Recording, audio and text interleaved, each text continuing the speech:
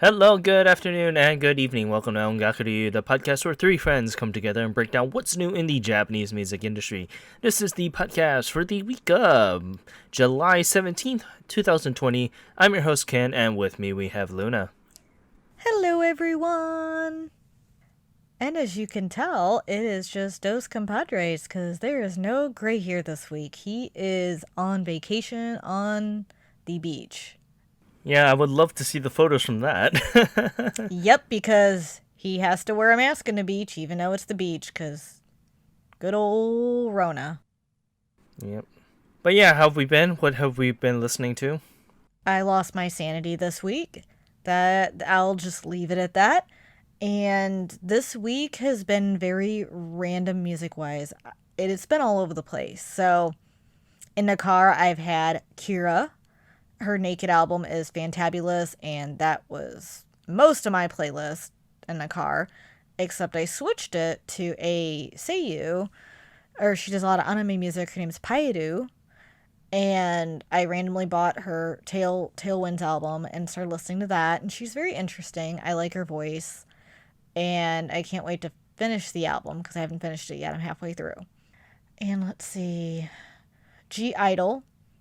I went down the K-pop train, but I listened to their La Tata from last year, and their Japanese mini album they did last year is great. And Blackpink, I went back to them, but I listened to their early K-pop stuff, which is very good. And discovered a group called Sick Chicks.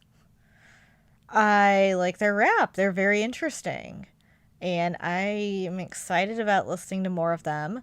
Listen to some Cream again, some Chanmina, and Aisha. And that's really about it for me this week. What about... wait, I take that back. I was listening to Mary's Blood and Aldios as well. So when I said I was all over, I was all over. What about you, Ken? So I took a page out of your book there, Luna, and I've been listening to a lot of R&B and hip hop artists. One of them is a lovely artist called Keiju. His song "Summertime," which I think you would really like because it does star Riri in it as well, which is really good. And I've been listening to his song "Play Fast" that features Guts, and that's been really freaking good. Same for his other track "Bound for Glory," which it's been in my mind ever since.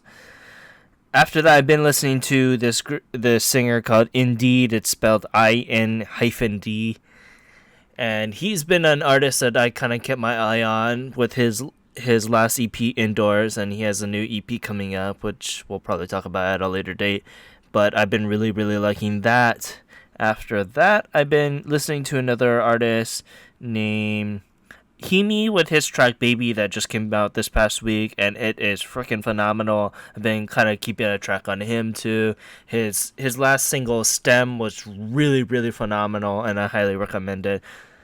After that, I've been listening to the sneak peek preview that Dizzy Sunfest has been doing for their latest EP, episode 2. My copy for Wall, Rosalia's second album, finally came in, and I've been listening to that nonstop. It's been really great. With the album being released, also they had Flam and Wassner. So Wassner was the tour that I went on. So I've been trying to find me and Renford, honestly, and we had really good seats for that. So I'll be very surprised if I can't find myself. So besides that. Nothing too out of the ordinary. She is Summer with her track Summer's End was also released, and we'll be talking about that a little bit more, and I really did like it. So, but yeah, there's like a couple artists I would highly recommend for you, and I wonder how Gray would like them too. Specifically, Keiju. I think he would really like the song "Bound for Glory" by Keiju. It's really good. I'm going to have to check him out. I checked it Indeed as you sent me that, and I'm excited for that because the one with Kreva was really good. So I'm looking forward to checking out that whole album. Yeah, so it was really good, honestly. I just something that I really liked. His outdoor album, which is a spiritual successor for his indoor EP, is gonna be really really good. I'm looking forward to it. But yeah, with that, let's continue on to the news here. A little bit of small news here because it's just the two of us this time around. So first off is in celebration of the release of his latest track, Hope, Music Corner alum Tender released a music video for said track on his YouTube channel and was dropped across all digital music streaming platforms. It was really good. I would highly recommend you guys listen to that. And this wasn't the only release that he announced. He also announced that he will be releasing an album in August with further details to come at a later date. I believe it's going to drop sometime next week, the news, because he's been kind of teasing about that. But go ahead and check the music video out and check out the streaming link also on their site as well. And then continuing on up to the female R&B duo Hyper Yo-Yo has released a brand new track titled O Uchide Kikitai Summer Daiva Anthem on all digital music streaming platforms. You can check out all the information on that on our site. It's really, really good. I've been kind of keeping an eye on them also, and I've been looking forward to this release. I checked it out as well, and I really like them too. But yeah, to continue on to the next thing here, and it is the creative project of model Ishimoka Kamishida Adu released a design trailer for her mini album called Adu 1 on her YouTube channel. It was previously released in November of last year, and this was her second release since starting this project. It's very interesting that this model, she's a very prolific model, and I'm very highly anticipating any release done by her. Adu 1 was really, really good. I'll have to check her out because she looks really interesting, and I tend to fall for some of the models turned singers. And then continuing on to male Vocaloid composer and artist Harumaki Gohan revealed that he'll be releasing his latest album titled Futari no and is set to release on August 26th. This will be his latest album in the last 2 years since Neo Dream album back in 2018. And it will release with 2 editions. You can check out all the info about that on our site, along with the trailer for Futari no on our site as well.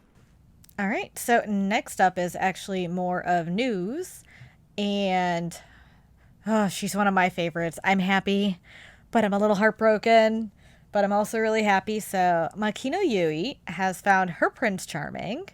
Those of you who don't know, Makino Yui is a famous seiyuu and vocalist. She is known for her role as Sakura in Tsubasa Chronicle. That's probably one of her biggest roles. She also did the insert songs for that, and You Are My Love is one of the most beautiful, heartbreaking songs, and I love it. I have loved her for a long, long time, probably since she was Sakura in Tsubasa, which was her debut role, if I am correct. And so she has announced her marriage to fellow actor and singer Yutaro Miura, and this was on Friday, June 12th. The two had met on a regular radio program that Miura-san hosts, and Makino-san had commented on the marriage that she hopes that she will be able to combine their lives together to build a cheerful family and go on their own path, and asked everyone to watch over them. So I want to say congratulations to Makino Yui and Yutaro Miura. I am so happy for them, and we wish them a lifetime of love and happiness. And she is so sweet. I love watching her concerts, and I'm so happy she found the one person to be with. And you can read about that on our site and a little bit more information about her, some of the roles she was in, because she was also in Welcome to the NHK New Yokoso. And you can read a little bit about her singing career. She had many albums, and a little bit about her new husband as well in his career. And moving on to a favorite band of ours and a Indie Corner alumni for us, Narkraitaki, has announced they are holding a live concert on YouTube. So those of you who don't know, you can check out our website and read a little bit about Narcry. But those you do know, they have announced they will be hosting an online live concert on July 23rd via YouTube. So they originally scheduled to host their largest nationwide tour, Go Talkies 2020 Spring, but due to the COVID-19 pandemic, the entire tour had to be canceled. So to make up for this cancellation, Narcry announced that this special online concert, as this has been long awaited for so many fans, as they released their album Zoo in January, and everyone has been super hyped for this tour and to see them live. So this is a nice way to give the fans something to enjoy while they're at home and everyone can be safe. So mark your calendars for July 23rd at 12 noon JST or 1200 hours JST. And in the meantime, check out their latest music video, Kitakami no Susume, on our website. And I highly recommend just going through all their videos because they are amazing and we love them. Yeah, I was highly anticipating this concert because they were a blast. Because when I went to go see them at Rock in Japan back last year, they were such a surprise to go see live, and to be seeing them a little bit more closer this time will be such a treat. Oh yeah, definitely. I really wish if I could have went and seen them live. I'm very disappointed. I was supposed to go to Japan this year. Actually, we both were. And I would have loved to see them because I'm jealous you got to see them, but I'm also happy you got to see them. So they look like so much fun. And I'm looking forward to this YouTube live because this will be a way that I can watch them from home. Even though I'm not there, it's still a great experience. I could just put that on my smart TV and watch them so I can make it feel like I'm there. I'll grab a little light up stick too. Let's just say this much: we would have been just there because I think the day before I left, which would have been the Monday, I think they had a concert in Tokyo, so we would have been able to try and see them. We would have, because I was going to leave a couple days after you. So I'm just sitting there like, we could have saw them. Yeah, yeah, yeah, and then they are an act to behold. So I would highly look forward to this. So Yes, I second that, and I'm looking forward to watching this. So if you guys are at home, working from home, or if you can watch it on your smartphones while you're at work, put them on and check it out. All right, so since Gray is not on today, we are not doing music corner. We prefer all three of us to be on. So we're doing a little something different than we usually do. So we're gonna do a discussion. And this is something Ken and I were talking about off the mics. And something we've been wanting to bring up for a while is due to the whole COVID-19 pandemic, this has put a lot of pressure on so many artists and also got us looking at, the Oricon chart way differently than we have been. Usually by now, it's summertime, just like they have summer blockbusters. We have all these summer releases that are huge anticipated releases. And not to mention live tours for artists. So, with everything going on, we're seeing such a change in the music industry.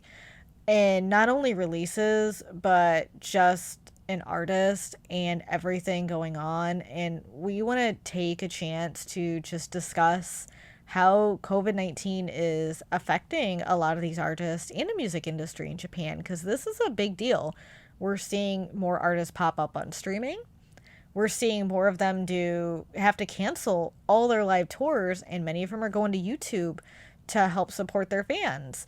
They want to give back to their fans because right now they're at home and fans can't go out and enjoy, so they're doing something for their fans. So, and it's crazy with everything going on, and sometimes you don't take a step back to look at how it's affecting everyone else. You see how it's affecting you and only you.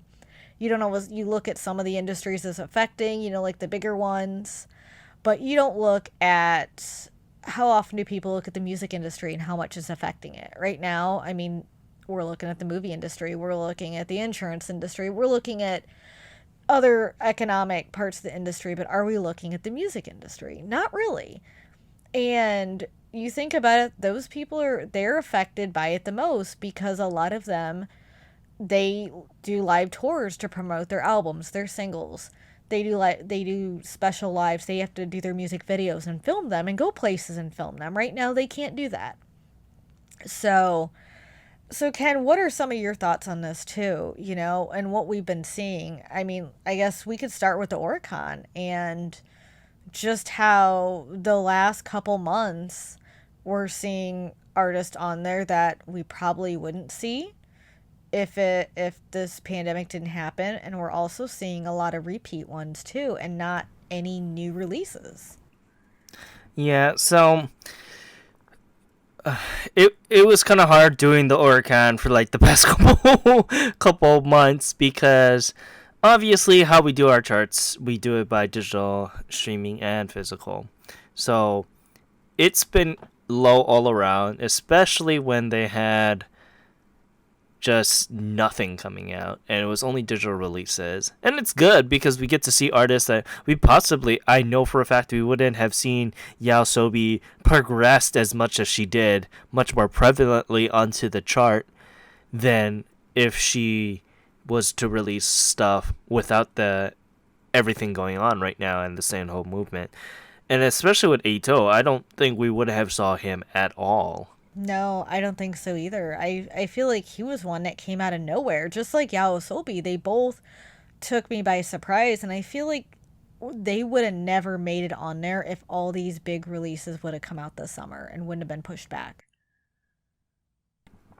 Yeah, exactly. And you get to see how like overall in the industry it's been kind of a messy thing cuz I know for a fact like they wouldn't been have able to get any of the 48s and 46s to do stuff because they would need to for all of them to be together to do music videos and stuff like that as well.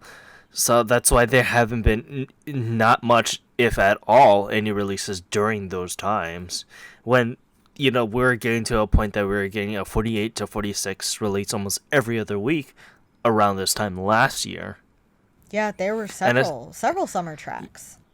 yeah, especially right now because of the releases between I want to say April to June. April and June would have been the time that a lot of artists would be shoveling out new tracks just so that they could have it as the mainstay for their summer tours and any tours that's going to be in for like Rock in Japan or Fuji Rock and stuff like that. So it's interesting to see how certain bands kind of adapted the stay at home and do the digital releases. And we got to see a couple of that.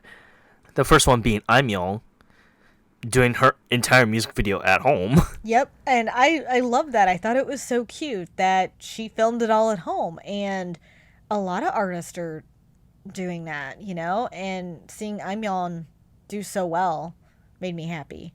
Yeah, not only we had Scandals do something similar to that effect. A couple other bands were doing like stick figure movements for their music videos if they had to crank the music video out. We got certain groups that planned ahead of time before all this stuff happened and just needed to do effects and stuff like that. So, for example, I know Exile. for a fact. Yeah, there's Exiles one, and there was Odysseys one as well, where they probably had filmed much earlier in the year, if not last year, and just to add the post effects in it, and that's what delayed the release and such. So it's interesting to see how everything's opening up right now, because how they're doing filming for music videos and stuff. It's interesting to see that. And some of them also doing concerts with no one there. Like, for example, like Music Station. And I know we talked about this a couple weeks ago when we were talking about, was it Hey Say Jump? Or was it Sexy Zone? No, it was Heisei Jump, It and was Hey Say that was Jump. because. And that was because of the edict that the Japan government gave out, which was that they had to do it. They could do it, but no one has to be there. Exactly. There couldn't be. So seeing that is something different. They really ham it up when there's no one there because they really, there's no one in the audience to scream for them. I mean, they could probably Yeah. do the effects like they used to have in those old sitcoms, but it's still Well, not the same as yeah, or having a they could live just do. audience They could do what Korean baseball was doing and have robots and in the stadium. and dolls in the stadium. Yeah. It's not the same as having a live audience. So, you're looking at all. I think it's Aldios is doing a live concert coming up, and there's no one there. It's at Shibuya Club Quattro, and there's going Yeah. to be no one in audience. And I feel like a lot of artists are going to be doing that, and even ones later in the year are going to be limited seating. It's only going to be so Yeah. many people allowed in. Starting mid July, that's when they're gonna do at least a third, and then believe August 1st is half. Yeah, and it'll be interesting to see when it happens because you think about the artists who sell out, and I mean sell out a whole stadium. You kind of wonder how this is going to work and how I mean, this is obviously going to affect their sales because they can only do Well, half seats. yeah, obviously domes and like bigger arena stuff is gonna be out of questions because they're not gonna be able to pay for it. No. No, they're Even if not. the even if the publishing coughs up the money, there's no way. It's gonna be these smaller sets and smaller arena areas And where outdoor they're gonna be able arenas. and outdoor arenas stuff like that. So like case in point, so I guess this is kind of tandem for Bushi Road has been doing something very interesting for it. So they had two events that happened within the past like 3 weeks or so, which was the Rayview Starlight concert and the Reza Sulin We Are Reza Sulin stage play. How they got their money back was they gave tickets out for streaming tickets. Even though that no one's going to be watching, they still made people pay for to watch it, but that's how they're paying for the venue and all the other people out there. And I think that's the smartest way to do it so that people that are helping out the artists still get paid because unfortunately, if you're doing a YouTube live, you're doing it for the love of the fans and it's not going to pay for much. If especially if you're like one of the bigger bands like Narca, I'm going to be very critical about their setup because it has to be small because I don't know if Sony is going to pay the money to have a full electronic set with them Yeah. because they did that with Polka Dot where they had people there and it was for free and Polka Dot lost money because they had a mini live and they had a full-on electronic set there and I don't know if granted it was only like 2 to 3 songs, they still lost money probably to perform those songs. Yeah. Yeah, it'll be interesting to see what they do at Narcry. And you see a lot of the artists who did do YouTube lives. Some of them did it in their own homes, like Yayoi Diamond. Diamond, you could tell that was in her own home. When she did a couple, she did one for the I wouldn't was it wasn't Coachella, it was the Southeast by Southwest. When that was canceled, she did a special live for that, and you could tell she was like in it. I'm guessing maybe either her home or something very like a rented apartment. And then she did another YouTube live, and it was obviously in her home. And it was kind of neat seeing that. And you see a lot of artists have been doing that, and you can tell by their background, it's obviously their home. Yeah, so So, like those I don't mind because they're literally not paying other people to do it. But oh like yeah, I said, with Narca, I have a little inkling that they're gonna do a little more pizzazz with it. So I'm wondering what about the other staff that is going to be there? Are they getting paid? Stuff like that. yeah, And that's the only thing that I came across that it's good that Bushiro did it. Granted, it's a little greedy, but it's good because they have to pay the other people that are being involved with the project, not just yeah. the musicians. I've heard Or a couple other artists are doing that too, but I can't recall. I want to say they're more of the more the metal scene. A lot of them are doing that and doing like streaming yeah, tickets, and they're also a niche genre.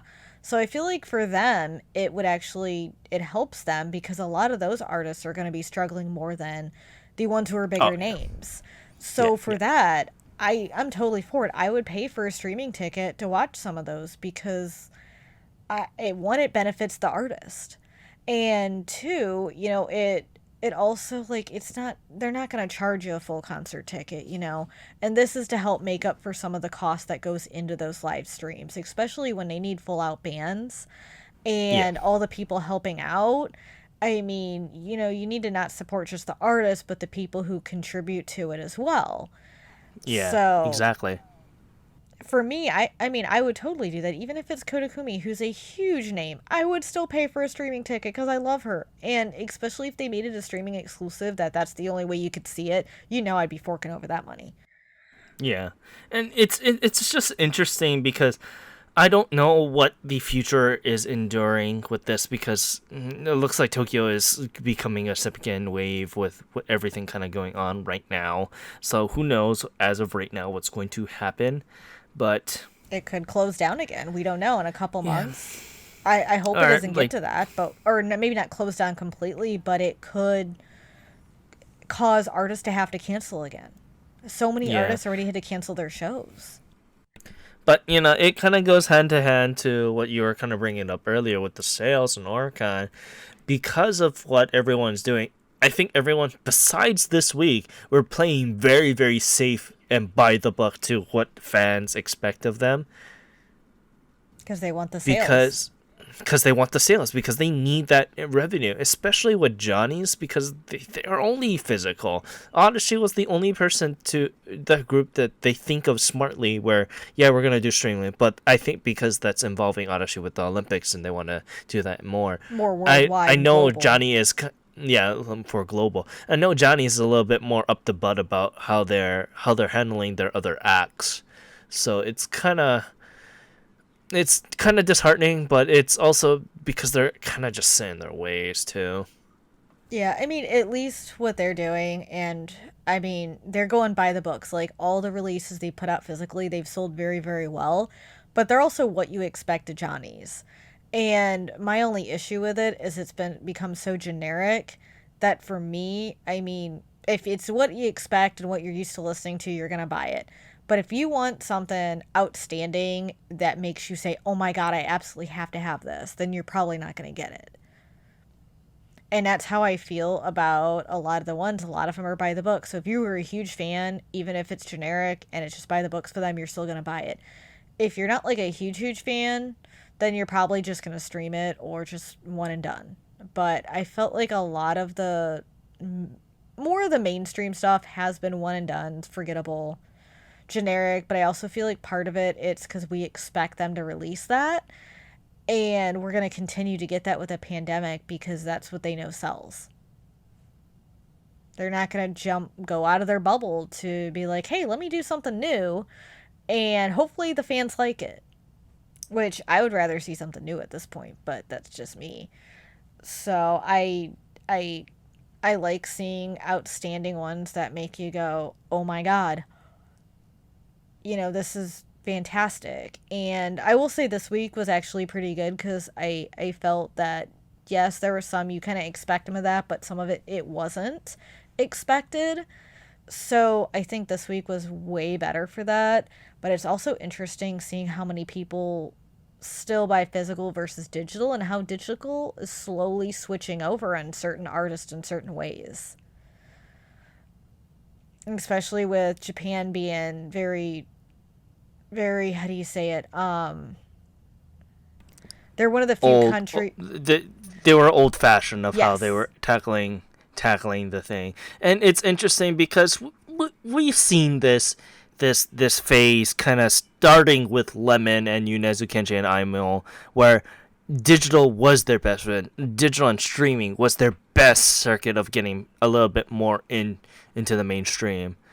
I don't know how well Lemon would have done if it wasn't a hit via download and streaming. But Yeah.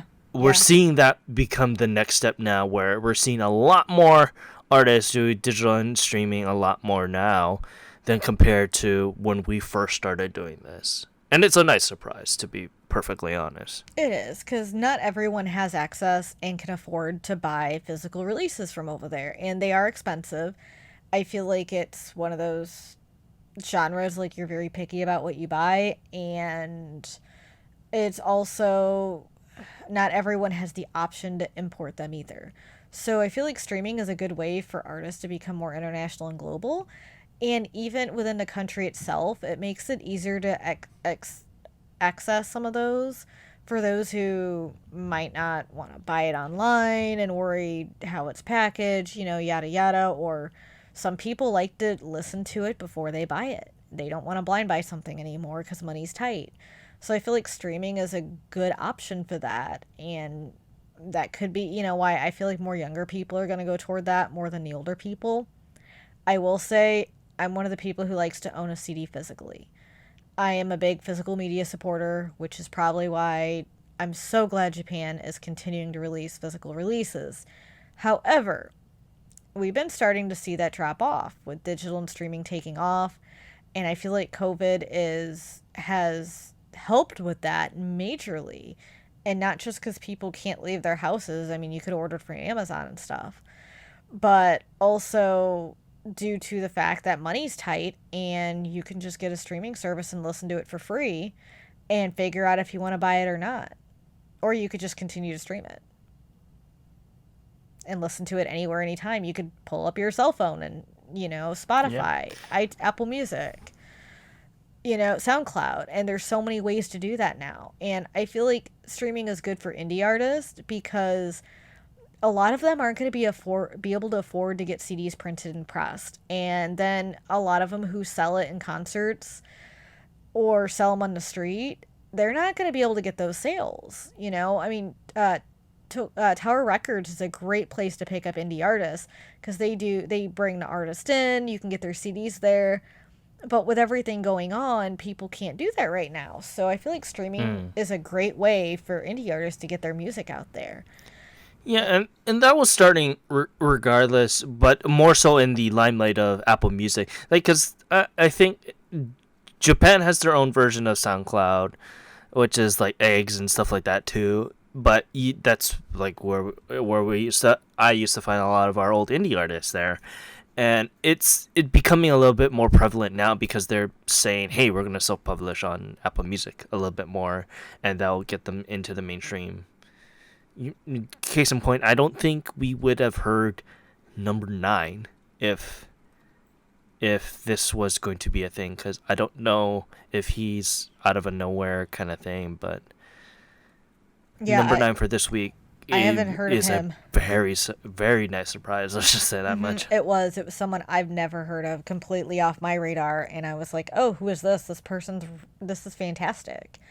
So I feel like the good part of this is we're getting to check out a lot of artists we would not see in Oricon and make the charts.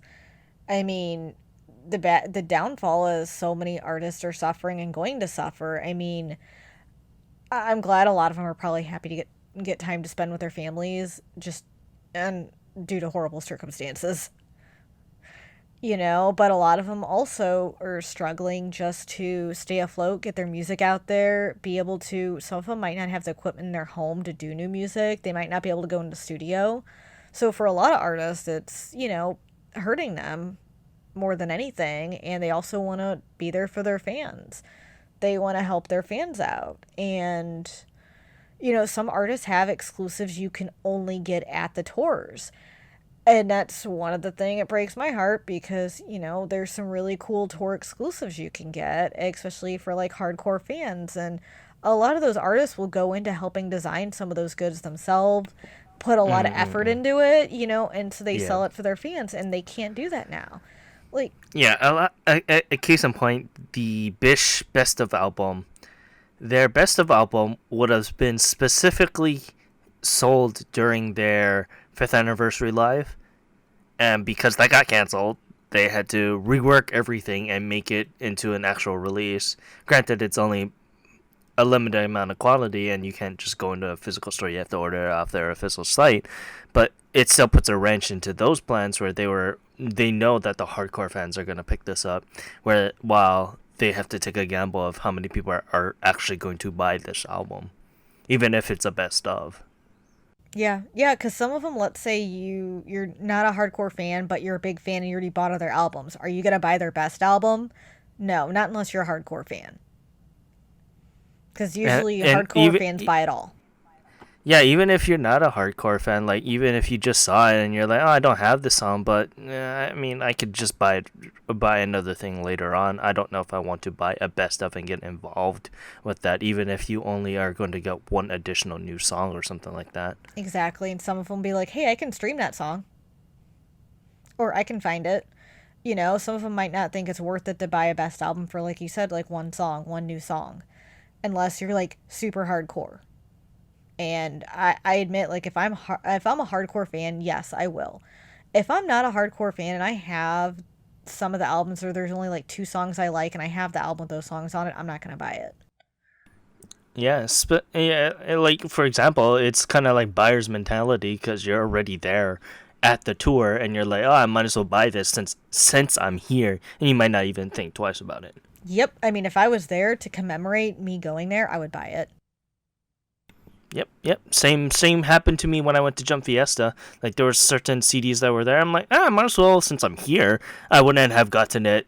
I would have gotten it at like Tower Records or something like that. But since I'm here, I might as well just pick it up, kind of Yep. thing. Yep, one of the tours I went to, it had a couple different artists, and I picked up Brand New Vibes' first album, and I had never heard of that band until that day, and I heard them, and I really liked them, so I saw the album at the table and I bought it.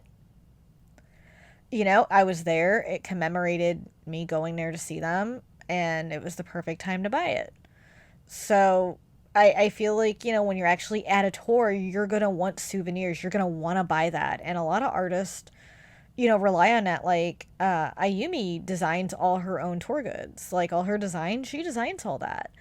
And that's one of the things is a lot of those artists put so much time and effort into it. And it's not just the revenue, but it's also some of them do work with that and enjoy doing that. So, and a lot of fans enjoy going to see them and purchasing that to have something to commemorate their time, like how much fun they had. And it's just I'm glad artists are being able to do lives and still show fans how much they care. And you can still join fan clubs and buy stuff on their websites, but it's not the same. It's not the same as going there in person and seeing them. And it'll be interesting to see when that can fully happen again. I still feel like it's going to be a while before everyone will get past this and we'll be able to go out safely again and see our favorite artists safely, and see each other safely. So all we can do right now is support from the sidelines, and I will say, buy their songs, stream them, support them. I've been purchasing, a good amount of CDs to help support the artists, like artists I'm huge fans of. I've been trying to stream, more of the ones that I want to check out and find new ones. And just do your best to send love and everything you can to them. Follow them on Instagram, Twitter. And the one thing I did notice about the whole COVID lives, so many people are doing more Instagram stuff and Instagram lives. And it's neat to actually see them talk to everyone on there and answer your questions and like be a part of it. Let's just say I've enjoyed a lot of those. And this is a little bit behind the scenes too. Let's just say this much there. The bandwidth for it, ironically, is fairly good compared to a lot of other things. Oh yeah. Oh my Let's god, just say yeah. this much, because there was a couple of tours that they were doing YouTube lives, and the YouTube live just freaking crashed because about how much bandwidth they're using. But compared to they also complained, oh, we did an Instagram live a day before and it went off without a hitch. We should have done it on there. Yeah, yeah, Instagram's been really good and it's just amazing seeing some of them like Crystal K did one and Aisha's done some, you see Maze and there's so many artists and I just cannot name them all who've been doing so much on Instagram and it's so neat to see him. Like Miyavi's been a big one. He has been doing some really cool virtual lives for all the fans lately in his own home. And I love watching his Instagram videos with his family.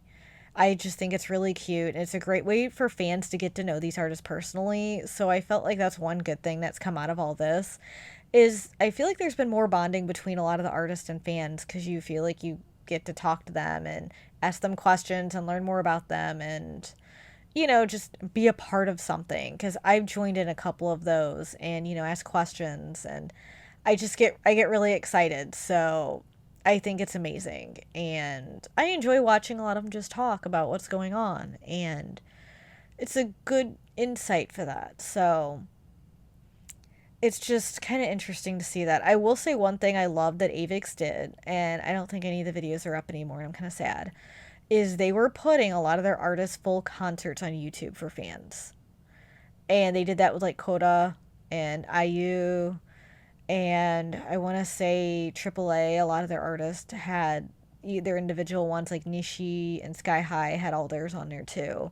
And it's neat. Yeah, I think it was good for them to do that, but unfortunately, because it was only a limited time, it kind of also sucked. It did. So the funny thing is Ayumi's are still up.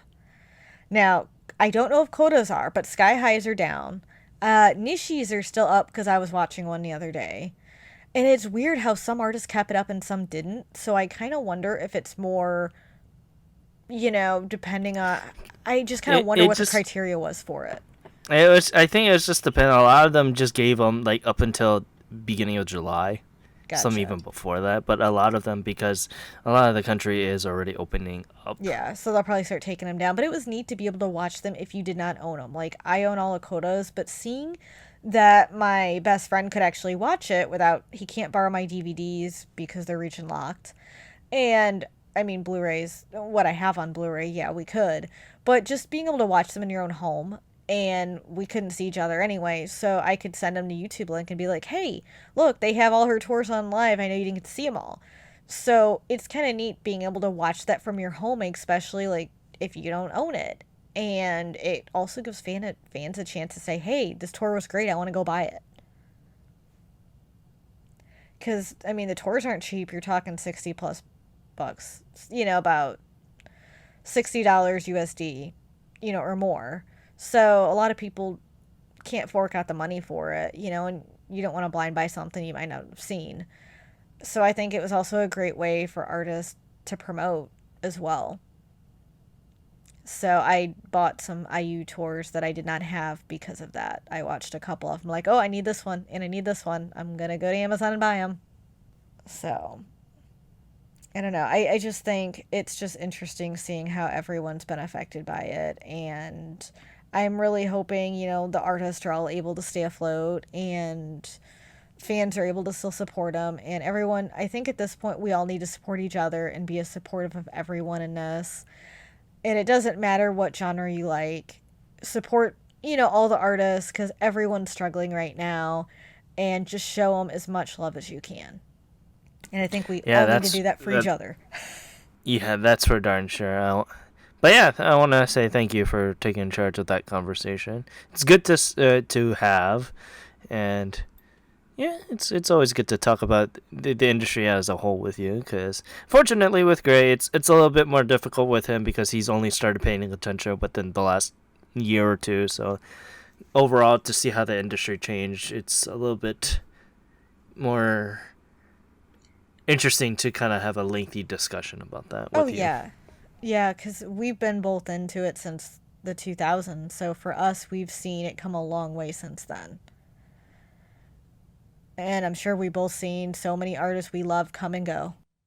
But yeah, with that, let's continue on to the Oricon charts here. And this week was very interesting. It was the one of the better weeks that I have liked overall. It's been kind of better and better because we're seeing a lot more newer faces, and it's the strongest I think overall within the last couple of I weeks. actually think so too. But let's continue with the number 10, and that is Pretender by Official Higedandism. It was gone for 1 week and came back again. I think I know why it's back. Yeah. But regardless, this week it's still a lovely 14,299 points. And then continuing on to number 9, it is Myra by Tani Yuki. So, this was a very good surprise, and I've really, really liked what I've heard with Tani Yuki, and I am going to pay attention to him a little bit more. So, why don't you tell me what you liked about this track? I loved how it started out with the piano. It was very simple. It was a simple composition and it worked so well. And that is the first thing that intrigued me is I heard that piano at the beginning and I'm like, this is different. I like it. And then when you hear his voice, he has a very nice voice, like very soft and sweet. And the song itself was very interesting. Like the lyrics, I liked how everything flowed and how the composition flowed with his voice. I also feel like if it weren't for what's going on right now, we probably wouldn't have seen this artist on here. But I'm really glad we did because this is something we don't usually see in the Oricon, and it made me very happy. Oh yeah, that's for darn sure. He was a very nice surprise, and it's good to see artists like this because he probably composed everything, and it just fit. Everything fit very well with how he composed the song and how he sung this song specifically. It was very very interesting. It just all came together, and you're completely right. We probably wouldn't have seen him if everything had that was going on continued. So, but regardless, Myra sold a very well 16,942 points. And then continuing on to number 8, it is Gorenge by Lisa. Nothing more we can say. Once again, it's still doing very strong. We'll see what's going to happen now. But this week it sold a lovely 17,360 points. And coming up to number 7, it is Kusui by Ito. Once again, I don't know if we would have seen him at all if what had happened with everything. But it's good to see him on here still. And this week he sold a lovely 24,586 points. Then going on to number 6, it is Make You Happy by Need You. And like I said, I had trouble dealing with Need You, and listening to them again didn't really help that. I shouldn't say that much. Had anything changed this time around for you? No, I still like the track. I think it's really cute and happy, but I also feel like it is very generic re-listening to it. And being honest, this is where I become basic is I like the cute popsy stuff sometimes. And that's one of my downfalls is yeah. And but I still enjoy it. I think it's cute. So I haven't really changed my opinion on it, but I still think Boom Boom Boom is I like that.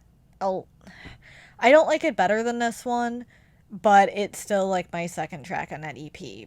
I still think Make You Happy is their best one though in that one. Yeah, that's for darn sure. But yeah, this week Make You Happy sold a lovely 26,083 points, and going on up to Karachi no Kokoro by Aimyo. I'm Yon. Nothing much we can say about this track. But yeah, this week it sold a lovely 27,801 points. And continuing on up to number 4, it is Yoru ni Kakeru by Yaosobi. Once again, we probably wouldn't have seen Yaosobi on as prevalent if what had happened with the stay-at-home movement and such. But Yeah. good. Yoru ni Kakeru was probably one of her better tracks. Oh, I agree. And I think she's coming out, her album is coming out soon, so this could be why she's been doing really well in the charts. I mean, not just because the album's coming out, but why she keeps sticking on there. With that, this week Yoru ni Kakeru sold a lovely 30,935 points. And going on to number 3, it is Kanden by Yonezu Kenshi. So this is his first track of 2020. And it was very interesting to see that this was the track that he chose. This is going to be one of the lead songs for his upcoming album, Stray Sheep. And what did we think about this song? Because personally, I really did like it. It's very Yonezu Kenshi, and it fits his style. How they did the cinematography, if you guys watched the music video for it, is very, very good. I really liked it. So I loved it. This was one of my favorites of the week, to be honest. And yes, it is very Inessa Kenshi, and it reminded me a little bit of Lemon. And I think it's just because it's his style. Like when you hear Lemon, it's his style. So when you hear a lot of his tracks, you recognize it. And I like the vocal work. I love the composition. And you're right with the music video, the cinematography is amazing. And I love his videos because they're always really unique. He does something very odd, and I like it. Yeah, yeah, yeah. You know, like you said with Lemon, I think it for me it hits more to Uma Toshika. That beginning The specifically, his style beginning, is but just. then a little bit later with the chorus, it reminded me of Lemon. So I guess Oh maybe it yeah, was a yeah. good like combination of both. Like, I feel like maybe he took a lot of his. That's what his style is. You can hear several songs in different of his just because of how. I think it's just how he vocalizes, Mm-mm-mm. and it's unique. You know it's him. He has a very unique voice, a unique sound, and I feel like when he does, you recognize it for that reason. He stands out Yeah, in a good way. he does, and you know, well, we're gonna get up on this a little bit later in the month here, but with a little thing that we might do for him. But it's interesting to be with him, and kind of listening to a lot of his older stuff, and compared to this one, you can tell that he was experimenting, but he's a very experimental artist, and especially he with his own tracks. When he composes other tracks for other artists, it sounds amazing, and he knows how to design and compose a track for a certain artist. But with him, he always sticks with the style, and he always tries to evolve that style, and that's what I really do like from Yonezu Kenji. Yeah. No, I completely agree, especially listening to I was listening to some of the things he's composed and that, for other artists and or projects he's been a part of, and then you listen to his actual music and you hear that same pattern in his music, but he also experiments with it and it's still him and you recognize it, but each track is different than the last and they all stand out in their own unique way. So he is very good about that, and that's one of the reasons I love him and his style. It's just so recognizable, and what you see today is super generic, and then you see someone like him who no matter what he does he stands out because he does something unique, but it's very him.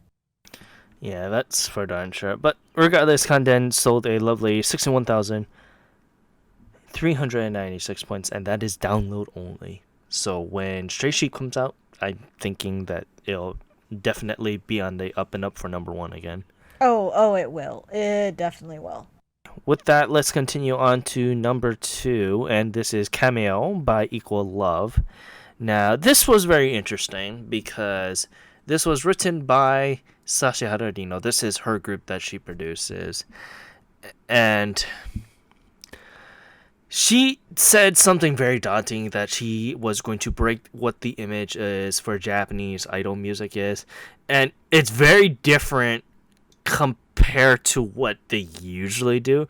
And that's what I really kind of like about the song. It is kind of all over the place, but that's because they had like two different composers with it, and that's a problem with in of itself. But it's it's interesting. What did you feel about Cameo? So the first time I listened to it more than once because I was trying to get a feel for it. The first time I didn't like it because it was all over the place. I felt like it didn't know what it wanted to be, but the second time I listened to it, I still think it is all over the place. However, I realize more of it knows what it wants to be. It doesn't want to be idle. It wants to do something different, and it's trying to break the mold. So that's what I heard the second time around, and it's very true because their other music is very idly. You know who they are when they sing it. This stood out because this isn't what Equal Love usually does. And so that took me as okay, they're trying to do something different. They're trying to switch it up, trying to show that, hey, we're not just this generic idol group. We can do other things with it. I think my other issue is it showed off one of the girls has some good vocal talent, but the rest of them it did not show off any of their vocal talent. And that Yeah, was the disappointing thing for me because I I know I these I girls have good I, vocals. sorry to butt in there, but I know I completely understand because like the group only has one or two really good vocalists, Mhm. and it doesn't feel like that vocalist is on par with everyone else. And it's a shame though Yeah, that they couldn't take advantage of that. and you hear that because the one vocalist who's fantastic, you hear her in there and not even that long. But then you hear the other ones who are more the leads, who have more the chorus in it, and their vocals are so much weaker. So that kind of bugged me. But I mean, I understand for the type of song it was. But I wish if they would have showcased that girl who has the powerhouse vocals, because they could have made that work and fit in with that track so much better than it was. So, I don't know. It was interesting. I'm just glad they broke out of the norm and did something different. I just wish the track wasn't like did it I just wish if it wasn't all over the place. Cuz there were things I liked Yeah. about it, and Mm-mm. I mean, it was interesting. I'm not saying it was Yeah. bad, but it Yeah. was something different for them, and I'm Yeah. glad they did that. And I wish that they could see what they think that the critics think about this song and kind of go back to the drawing board and say, well, we could either go like this or evolve that style and see what to correct what happens with it. It'll be very interesting if Sashihara decides to continue the trend of what they decide to do with this song. I would I'm looking forward to their next release. That's all I'm gonna say from it because they kind of brought something that I'm like, okay, I'll pay attention just a little bit more than closer than what I would have. But if they Mhm. kind of go back with it, then hey, it is what they did. They decide to do and be like, oh, we did this. It didn't sell well in our opinion, or the critics didn't like it. So let's go back to what we usually do and kind of go back to the drawing board and see. This But one sold very well for them trying something new, and I'm really hoping, seeing these sales, that they will go in another, maybe go in a direction in a song and still do that something different, but just, how do you say it? Um, finesse, or try to make it flow, better to what they are all capable of. You I think know. what they need to do is they have to have the composition wrap around the singer, then the singer Yes. wrap around the composition. Yes. Yes. And, That and that's most important what you need to do with the idol song, and that's what Lost Idol was doing originally with a certain amount of their subgroups where I forget the one that me and you really really liked that they were in the stadium.